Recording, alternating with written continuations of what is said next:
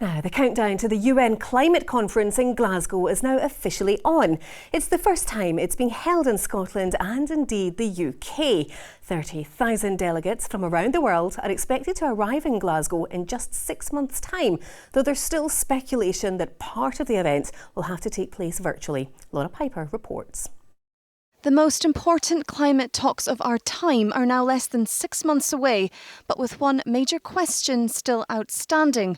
Will they take place in person in Glasgow? Our plan is for a physical event, and I think that's really important because we have to remember that this is not just a conference where people come and speak. This is a negotiation with 197 parties, 196 countries and the EU as well.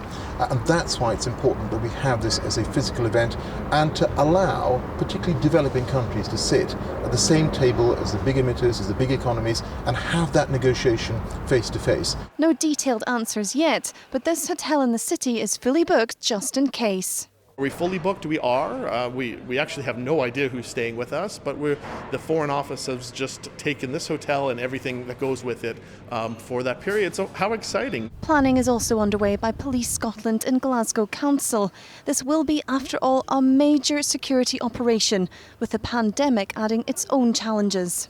So there's a public health protocol being worked on just now to make sure that we can welcome the world safely to Glasgow, that our citizens will be safe and that everyone coming here will be safe as well. And we've been very, very clear as the host city that there has to be equity. There can't be a situation where Glaswegians aren't allowed to do something, but then other people come into the city and get to do it. The rules will be the rules for everyone. Coronavirus remains a significant concern on a global scale. Sadly, it's going to be true that even if the UK as a whole, and even if Scotland is in a good place with regards to COVID-19, there's a pretty good chance that other parts of the world will not be. And so this conference, if it does go live with people meeting together, has that characteristic of bringing people from many, many places into one place where they will interact together for a prolonged period of time and thereby have the potential to cause super spreading events. So do people in Glasgow think we should still roll out the welcome mat in November? Not at the moment, no. But we're going to need it, the way things is happening with the climate. Yeah, I think it should go ahead. And with the vaccination campaign going as well as it does in the UK, I think there's a good chance that they can just design it in a way that it's safe for everyone and still can go ahead.